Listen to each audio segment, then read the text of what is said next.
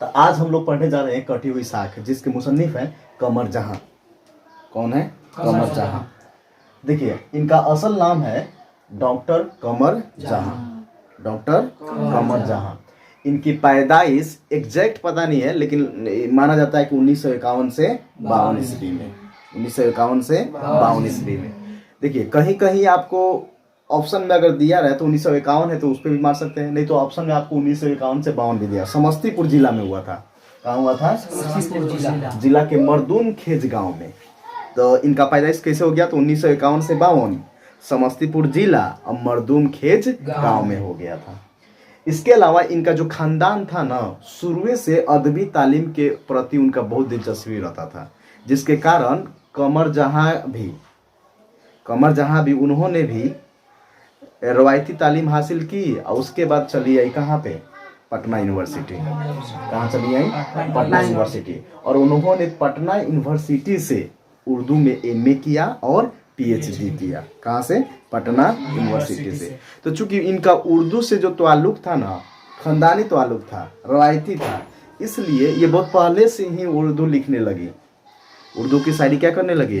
लिखने लगी। तो इनका जो पहली उर्दू का जो अफसाना हुआ, पहला जो अफसाना था उसका नाम था जुनूने वफा। और ये कब शाये हुआ था? तो 1966 में। सुबह 9 में एक महानामा था। महानामा कहने का मतलब है ना कि महीना में एक बार पत्रिका जो आता है ना, उसी तरह उस समय एक महानामा था सुबह 9। तो उसी में 1966 ईस्वी में जुनूने वफा प्रकाशित किया गया, यानी शाये किया गया। तो कमर जहाँ की उनकी पहली अफसाना कौन हो गया? जुनूने वफा। और ये कब शाये हुआ? 1966। क्लियर है यहाँ तक? अब आगे देखते हैं। इनके और भी बहुत सारा अफसाना है, जो 3 गो हम लोग इम्पोर्टेंट अफसाना को देखते हैं। तो 3 गो इम्पोर्टेंट अफसाना में जो सबसे पहला आता है वह है चारागर। उसका नाम क्या है? और यह 1983 में शाये हुआ था। चारागर 1983 में। और दूसरा का जो था वो था अजनबी चेहरे। कौन था? और यह हुआ था 1991 ईस्वी में। और तीसरा जो था यादनगर। इसके अलावा भी अफसाना था, लेकिन ये बहुत फेमस अफसाना रहा है, मतलब बहुत प्रसिद्ध रहा लोगों के बीच में। लोगों ने इसे काफी सराहा था, ये 3 गो अफसाना को, चारागर को, अजनबी चेहरे को और यादनगर को। अच्छा, इसके अलावा इन्होंने अपने करियर का, तदरीसी करियर का आगाज यानी टीचिंग लाइन में कहाँ से किया? तो सुंदरवती महिला कॉलेज भागलपुर से। सुंदरवती महिला कॉलेज भागलपुर से ही अपने करियर का आगाज, यानी नहीं कहता आदमी जब काम करना शुरू किया तो ये अपने करियर का आगाज सुंदरवती महिला कॉलेज से किया। उसके बाद इनका प्रमोशन हुआ। और प्रमोशन होने के साथ साथ ये भागलपुर यूनिवर्सिटी में इनको उर्दू डिपार्टमेंट का सदर बना दिया गया, यानी प्रेसिडेंट क्या कर दिया गया? बना दिया गया। कहाँ? भागलपुर यूनिवर्सिटी में। उसके अलावा इनको अफसाना निगार के अलावा, यानी अफसाना यानी कहानी लिखने के अलावा इनको तनकीदी निगार भी है। तो तनकीदी निगार का मतलब क्या होता है इसको समझते हैं। जैसे इसको हम क्रिटिक्स भी कह सकते हैं। कोई अच्छी चीज़ें और उसकी बुरी चीज़ें, दोनों पक्ष को क्या किया जाता है? दर्शाया जाता है। उसी को कहा जाता है तनकीदी निगार। तनकीदी मजमुआ में इनका कौन कौन है? एक तो है अख्तर सिरानी की जिनसी व रूमानी शायरी, दूसरा है मयार, और तीसरा है हुर्फ आगही, और चौथा है कलाम अब्दुल्ला हाफिज मिस्कीपुरी। तो यह तनकीदी मजमुआ भी इन्होंने क्या किया है? लिखा है। कुल मिलाकर देखा जाए तो कमर जहाँ जो थी, उनका जो खानदान था एजुकेशन से दिलचस्पी रखने वाला खानदान था। शुरू से ही अदब और तालीम के प्रति उन लोगों का रुझान अच्छा था, जिसके कारण इनको भी पढ़ने का माहौल पहले से ही हो रहता था। और तदरीसी तालीम हासिल करने के बाद ये सीधे कहाँ चली आई? पटना यूनिवर्सिटी। और पटना यूनिवर्सिटी में आकर इन्होंने उर्दू में एमए और पीएचडी किया। चूँकि इनकी उर्दू से लगाव पहले से ही था, इसलिए अफसाना यानी कहानी पहले से ही लिखने लगे। और इनकी सबसे पहली कहानी जो शाये हुआ वह था जुनूने वफा, जो 1966 ईस्वी में उस समय का एक महानामा होता था सुबह 9 प्रकाशित किया गया, यानी शाये किया गया। उसके अलावा भी इनका सबसे 3 इम्पोर्टेंट यानी फेमस अफसाना रहा। तो कौन कौन? तो चारागर, अजनबी चेहरे और यादनगर। ये 3 बहुत बेहतरीन कहानियों में से इनका जाता था। इसके अलावा इनकी जो पैदाइश थी 1951 ईस्वी से 52 ईस्वी में समस्तीपुर जिला के मखदूम खेज गांव में हुआ था। इनके पिता का नाम था, यानी वालिद का नाम था सैयद अताउल हक। क्या नाम था? सैयद अताउल। तो इससे भी ऑब्जेक्टिव क्वेश्चन आपसे पूछे जाएंगे, समझा रहे ना? तो ये आपको याद रहना चाहिए। पहले इसके नाम पर चलते हैं कि कटी हुई साख आखिर इसका नाम है क्यों। देखिए, कटी हुई साख, कटी मतलब टूट जाना और साख मतलब टहनी। जैसे कोई पेड़ है, कोई पेड़ है और उस पेड़ में से एक टहनी काट दो, टहनी को क्या कर दो, तो वो पेड़ का ही हिस्सा था, पहले वो कहाँ था? पेड़ में। लेकिन जैसे ही उसको काट देंगे अब वो पेड़ में कभी भी हिस्सा नहीं बन सकता है। इसका मतलब क्या है? अगर ये आम जिंदगी पर लोगों को कहा जाएगा तो वो इसी तरह है कहानी। इस कहानी के ऊपर जिस तरह कहा गया उसे उसी तरह की कहानी है। होता क्या है कि देखना, कभी कभी होता क्या है कि गांव में बहुत सारे एजुकेटेड लड़का सब पढ़ लेता है, लिख लेता है, इल्म हासिल कर लेता है, वो शिक्षित हो जाता है, उसके पास काफ़ी डिग्री हो जाता है। तो उसके दोस्त कहते हैं, कहाँ गांव में तू सर रहा है यार, अभी बहुत सारा ज़िंदगी है, दुनिया देखो कितना विशाल है, अमेरिका जाओ, सऊदी अरब जाओ, विदेश जाओ, कतर जाओ, ईरान जाओ, देखो दुनिया कितना रंगीन है, हसीन है, और तुम अपने घर में पड़ा हुआ है, चप्पल तोड़ रहा है वहाँ पे घर पे रह कर मम्मी पापा के साथ, इतना पढ़ने लिखने के बावजूद भी। तो इसमें ये जो कहानी है ना, ठीक उसी तरह एक लड़का रहता था, काफ़ी पढ़ा लिखा, वो पढ़ने लिखने के बाद में उस गांव में रहता था। उसी तरह गांव का कैसा घर रहता है? एक नॉर्मल सा घर रहता है, पेड़ पौधे रहते हैं चारों तरफ, खेत खलियान रहता है। गांव में इसी तरह ना घर रहता है जी। और उसी दिन भर खेत में आना है, लोग सिंपल रहता है, चप्पल पहने रहता है, जैसे मन करे वैसे नॉर्मल रहता है लोग, उसी में अपना ज़िंदगी व्यतीत करता है लोग। मम्मी खांसते रहती है, मम्मी पापा उसका लड़का का एजेड थे, तो जब दादा दादी आप देखिए खुद आपके घर में, तो लोग खांसते रहते हैं, कभी पानी मांगेंगे, कभी चाय मांगेंगे, उनका सेवा करना पड़ जाता है घर पर, समझा रहे ना? लेकिन एक लगाव रहता है, एक प्यार रहता है। फैमिली में जब हम रहते हैं ना, तो सब एक दूसरे का ख्याल रखते हैं। थोड़ा भी कुछ होगा तो सब पूछेंगे का भल। अगर यहाँ तक कि अगर तुम्हारे घर में कुछ हो जाएगा ना, तो गांव वाले भी आकर देखते हैं कि का भइलो करा, चलो एक बार मिल लो जाओ, कोनो तबीयत खराब हो गई। ये सब चीज़ का लोग क्या करता है? राब्ता करता है, बात करता है।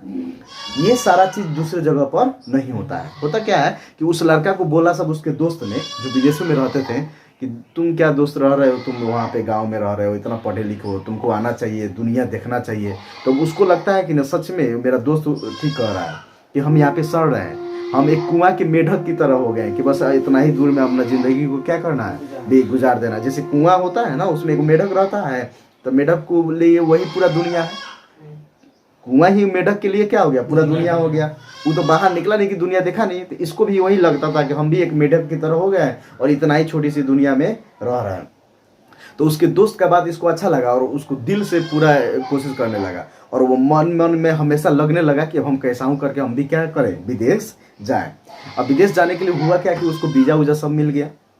अब वीज़ा जैसे ही मिला, एक और उसका खुशी होने लगा। मतलब उसको लगता था ना कि हम अभी तक कैद में हैं, मतलब गुलाम हैं, या आज़ाद नहीं है, हम नहीं उड़ सकते हैं, मतलब अपने मन का नहीं कर सकते हैं, पूरा दुनिया नहीं देख सकते थे जब तक वो घर में रहता था, समझा रहे ना? लेकिन जैसे उसको वीज़ा मिला तो इसको एहसास होने लगा कि अब हम खूब उड़ेंगे आसमान में। मतलब नहीं होता है अपना, उसके मन में अलग तरह के सपना आने लगे। और जब स्टेशन पर गया तो और खुश होने लगा कि अब हम अपने मम्मी पापा से आज़ाद हो गए, अब अपने घर से आज़ाद हो गए, अपने गांव से छोटे से कुआं से अब आज़ाद हो गया, पूरा दुनिया हम क्या हो गया, जहां मन करे वहां घूमेंगे फिरेंगे। और उसके अंदर इतना ना जुनून था विदेश जाने का, दुनिया को देखने का, कि उसको थोड़ा भी ये ख्याल नहीं आया कि मेरे मम्मी और पापा बीमार हैं, एजेड हैं, और उनको वो छोड़कर क्या हो गया, चला गया। वहां से गया, एयरपोर्ट पर भी पहुंचा, तो एयरपोर्ट पर भी गया तो उसका खुशी और बढ़ते चला जा रहा था। अजीब लग रहा था कि पहले मेढक में रहता, कितना दुनिया अच्छा है। जो चीज़ देखता था उसके मन में अजीब तरह से कि हम पहले कितना सड़े हुए जगह पर रहते थे, कैसे हम कुएं में एक मेढक की तरह ज़िंदगी अपना व्यतीत करते थे, दुनिया कितना हसीन है, रंगीन है। जब वो एयरपोर्ट में हवाई जहाज़ में बैठ गया, तो देखिएगा हवाई जहाज़ में एयर होस्टेस होती हैं, एयर होस्टेस समझ रहे हैं ना? तो आके पूछती हैं, हर एक यात्री से पूछती हैं कि क्या चाहिए आपको, एकदम मुस्कुरा के। उन लोगों को ये बताया ही जाता है कि आपको यात्री का खिदमत बहुत अच्छे ढंग से क्या करना है, तहजीब से पेश आना है, मुस्कुरा के बात करना है, जो वो मांगे उनको आपको देना है। तो इससे भी पूछा, पहली बार जा रहा था, गाँव से निकला हुआ था, तो इसको ऐसा महसूस हुआ कि सिर्फ मेरे लिए ही है। मतलब उससे मुस्कुरा के बात किया, तो गांव में तो होता है ना कि मुस्कुरा के बात कर लिया, तो वो समझ रहा था कि ये सिर्फ एयर होस्टेस किसके लिए है, मेरे लिए ही आई है। लेकिन उसका भ्रम कब टूटा, जब वो देखा कि मेरे बगल वाला एक बूढ़ा आदमी है, उससे भी उसी तरह वो हंस के क्या कर रही है, बात कर रही है। तब इसको लगा नहीं ये तो सबसे, तब इसको फिर वो निकल, एक बार आसमान में था कि वाह ये तो हमारी है। आगे के बाद जब वो देखा कि बगल वाले से भी उसी तरह वो क्या कर रही है, बात कर रही है, तो फिर कहता कहाँ आ गया, जमीन पर आ गया। मतलब यही होता है उस एज में जो होता है ना, बच्चे समझते हैं ना कि एक बार आसमान में चल जाते हैं, एक बार कहाँ धड़ाम से गिर जाते हैं। हकीकत से मतलब नहीं रहता है, सच्चाई से मतलब नहीं रहता है। कहता खुश हो जाएंगे, कहता पता चला ये तो कुछ नहीं था। तो फिर वह उतरा, विदेश पहुंचा, विदेश गया तो फिर खूब मन लगने लगा। अब तो पूरा घूम रहा है, कमा रहा है, ऐसे वैसे कर रहा है।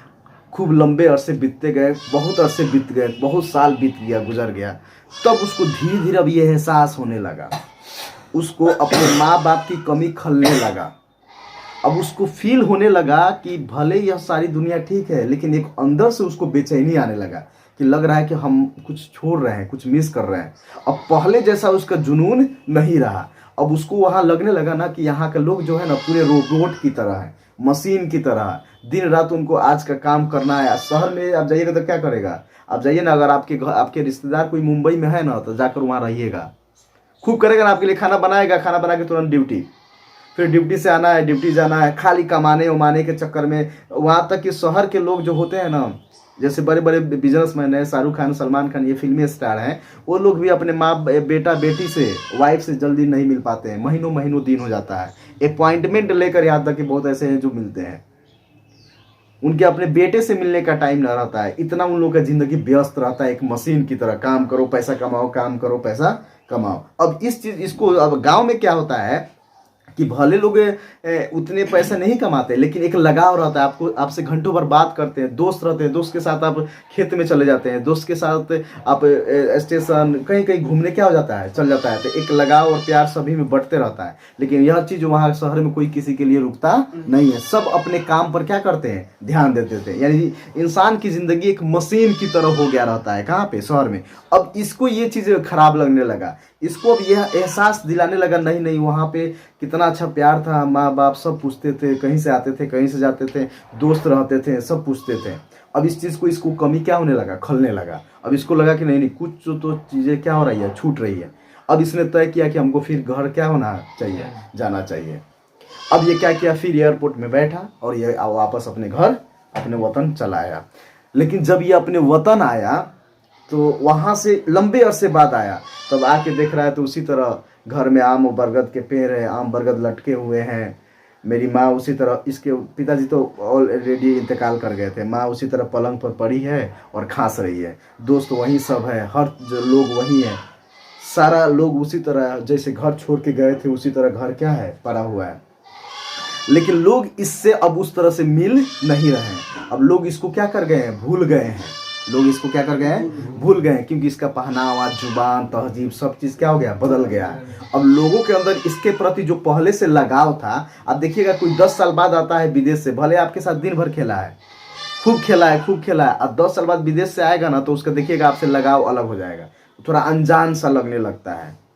क्या लगने लगता है, अनजान सा, बेगाना सा लगने लगता है। उसी तरह वहाँ के लोग भी, उसके माँ भी देख रही है कि यही मेरा लखते जिगर है, यही मेरा बेटा है, आ गया। लेकिन उसके दोस्त उस सब थे, उसके बदलाव आ गया, पहले जैसा बात नहीं रहा। पहले जैसे गांव में आप रहते थे, जैसे अभी आप लोग हैं, तो एक दूसरे कहीं भी बुला के चलो यहाँ पे, एक मतलब नहीं होता है चल वहाँ चल वहाँ, ऐसे ऐसे बुला कर। लेकिन यही जब शादी हो जाएगा, सब एक जिम्मेवारी हो जाएगा, कोई 10 साल कमाने चला गया, लेकिन उसके बाद आएगा तो इस तरह की बात नहीं रहेगी। तो उस चीज़ उसको कमी खलने लगी। अब उसको लगने लगा कि हम इससे अलग हो गए हैं। अब हमारा जो पहले का परिवार था, हमारा जो पहले का गांव था, वो उस तरह से हमसे लगाव नहीं लग रहा है। तो उसको महसूस होने लगा, अंदर ये बेचैनी होने लगा कि कहीं हम कटी हुई साख की तरह तो नहीं हो गए कि पेड़ से एक टहनी कट गया, अब वही टहनी हम कट गए, अब हम उसमें जुड़ नहीं सकते हैं। अब उसको पहले वाला प्यार कभी नहीं मिलेगा, क्योंकि 10 साल बाद लोग उसको क्या कर चुके हैं, लंबे अरसे बाद लोग उसको भूल चुके हैं। तो उसको ये महसूस होने लगा कि अब हम कटी हुई साख की तरह हो गए हैं, कि अब फिर से अब वो प्यार पहले वाला नहीं पा सकते हैं। यही कहानी था इसमें। अब हम चलते हैं इसकी कोशिश। जहाँ की पैदाइश कब हुई थी, 1951 ईस्वी में। अच्छा, कमर जहाँ के वालिद का नाम क्या था, सैयद अताउल हक, वो भी लिखे थे। कमर जहाँ के पैदाइशी ताल्लुक सूबे बिहार के किस जिला से था, समस्तीपुर जिला। किस जिला से था, अभी ना लिखे थे, समस्तीपुर जिला के मरदूम खेज गांव में उनका वो पैदाइश हुआ था। अगला है, कमर जहाँ का कौन सा अफसाना आपके निसाब में शामिल है, हाँ कटी हुई साखे ना हम लोग पढ़े हैं। फिर कह रहे कमर जहाँ की किस यूनिवर्सिटी में उस्ताद हैं, भागलपुर यूनिवर्सिटी। अच्छा, अगला क्वेश्चन है, कमर जहां के हालाती जिंदगी पर 5 जुमले लिखिए। यानी कमर जहां के जो जिंदगी है ना उसके बारे में आपको 5 वाक्य में क्या कर देना है, लिख देना। तो अभी अब जो सारा चीज लिखे कि कहाँ से तदरीसी तालीम हासिल किए, उनका शौक क्या क्या था, वो क्या क्या करते थे, उनका पढ़ाई कैसे हुआ, इसके बारे में 5। यानी कमर जहां के बारे में, तो कमर जहां के बारे में तो पूरा बोर्ड भरे थे अभी हम लोग, उसी में से 5 लाइन क्या कर देना है, लिख देना है। अगला कर रहा है, कमर जहां के तसानीफ के फहरसत मौजू के एतबार से लिखिए। कमर जहां मतलब उनके जितने भी लिखे हैं, तसनीफ लिखे हैं, वो सारा चीज़ जो कौन कौन तनकीदी मजमुआ लिखे, अफसाना मजमुआ लिखे, उन सारी चीज़ों के बारे में एक लिखे। कमर जहां के तालीम व तदरीसी के बारे में मुख्तसर बयान दीजिए। यानी उनका तालीम कैसे हुआ, कैसे आगे बढ़ा धीरे धीरे, वो सारी चीज़ के बारे में आपको क्या करना है, लिख देना है। कहानी अनवान की कटी हुई साख क्यों है और वाजा कीजिए। यानी कटी हुई साख इस कहानी का नाम क्यों है, इसके बारे में आप क्या कीजिए, बताइए। तो आप आराम से समझ गए ना कि क्यों है, क्योंकि वो चला जाता है, उसके बाद आता है तो वह लगाव उसको अपने फैमिली से नहीं मिलता है। इस तरह से ये आप सारे क्वेश्चन को क्या कर सकते हैं, आराम से बना सकते हैं। ठीक है, ये अपने एतबार से भी क्या करना है, लिखना है। अब बाकी हम करा देंगे।